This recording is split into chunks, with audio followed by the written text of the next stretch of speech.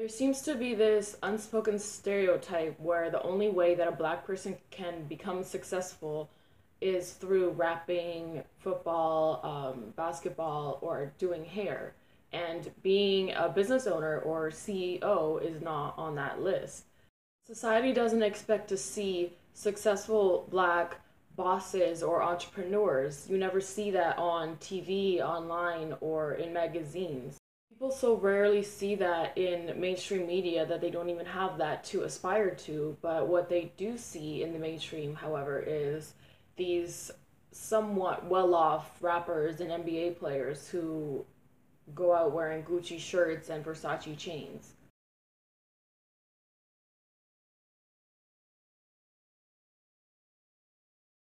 So this is what they aspire to be like, or at the least what to look like. The media makes it seem like as long as you're driving a Benz, wearing Prada, and you got diamonds on your wrist, you're successful in life. But that's the opposite of the truth.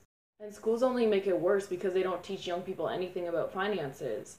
And people aren't taught the difference between rich and wealthy. As Chris Rock said, Shaq is rich. The white man that signs his check is wealthy.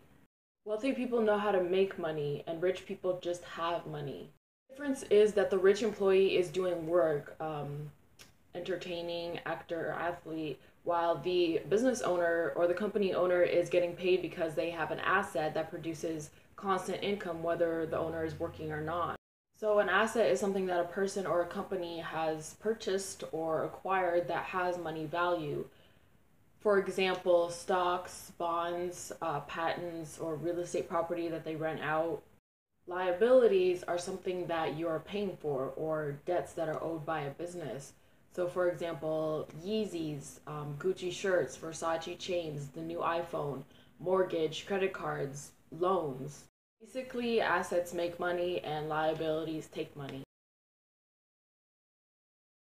Your job produces money for you, and it's up to you whether you want to spend that money on liabilities, such as a new necklace to look flashy for your friends, or if you want to spend that income to generate more income. The difference between wealthy people and everybody else is that wealthy people spend money to make more money.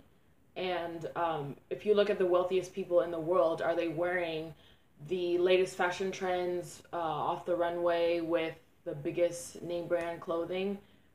Posting their new expensive cars on Instagram. No, they're not, because they're smarter than that.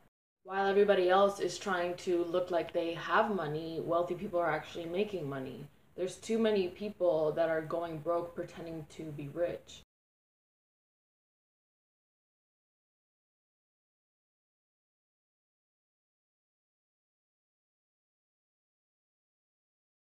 Jay-Z said in an interview, you can't afford it unless you can buy it twice, which means if you can barely afford to buy something, it's better to wait until you're in a better financial position to buy it, or else once you buy it, you're not going to be left with any money. Another general tip is don't buy everything that you can afford.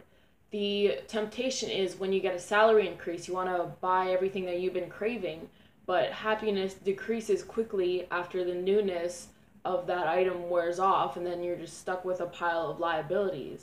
And having money set aside allows for growth so that you're prepared for whatever happens next. You can use it in case of an emergency, to avoid debt, to make more money for yourself. I found that generally poor people tend to boast about what they don't have, and wealthy people are humble about what they do have. So I found these statistics about the circulation of a dollar, and I want to share it with you. Um, a dollar circulates within the Asian community for 30 days. It circulates within the Jewish community for 20 days, within the white community for 17 days, and in the black community for only 6 hours. If you want to rebuild Black Wall Street or spread the money around a little bit more equally, we would need to change that stereotype of what success means in the black community. Everybody has the same hours in a day, and yet certain people are better off than others. Yes, I do think that privilege and certain advantages play a part in that, but I also think that obstacles can only hold you back if you let them. If you want to spend your time watching TV, browsing social media, keeping up with whoever's cheating on who, feeling like success just wasn't meant for you, you can go ahead and do that, but it won't add any value to your life.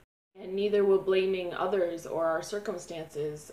Speaking from personal experience, I know that if we play the victim, our lives will never be in our control. We'll always be making excuses for why we can't do this or why this didn't work out for us. Life isn't about what happens to us, it's about how we react to what happens to us.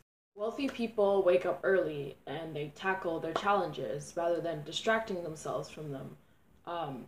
They aren't afraid to make mistakes because they use those mistakes to their advantage.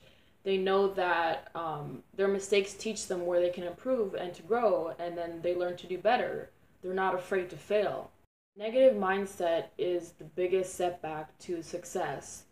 It comes with assumptions and doubts, which lead to shutting out possible potential opportunities because you just assume that it won't work out for you anyway. And I can attest to this myself. Positive mindset acknowledges the possibility of failure, but it doesn't let it hinder you from moving forward.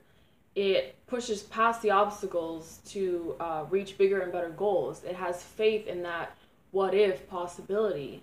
You have time to spend on Snapchat, Instagram, Game of Thrones, what have you. You have time to spend on researching, planning, and achieving your goals.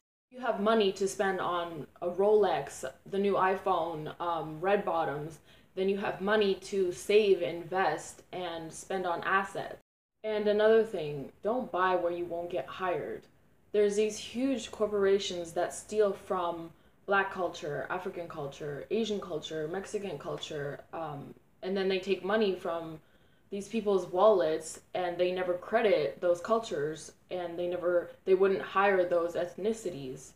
And then the Black community chooses to circulate their dollars into these corporations instead of Black owned businesses. I want to recommend a website to you called WeBuyBlack.com, and the founder's name is Sharif Abdul Malik, and I want to read a quote by him. "We built this platform for our children so that they can avoid joblessness, poverty, homelessness, crime, and imprisonment. We built this platform to help our dollars circulate at a rate equal to or better than any other race of people. We built this platform to allow the world to finally buy from our people directly, to experience our culture directly, and to bridge the gap that disconnects Black people of America to our family abroad." I'll leave a link to his website in the description, and I encourage you to check it out, as well as checking out Black-owned businesses in your local area. I also encourage you to cheer one another on rather than criticizing. And I'm curious to hear what you think would help rebuild Black Wall Street or Black businesses in general. So please leave a comment and subscribe if you want to see more of my videos in the future. And thank you so much for watching.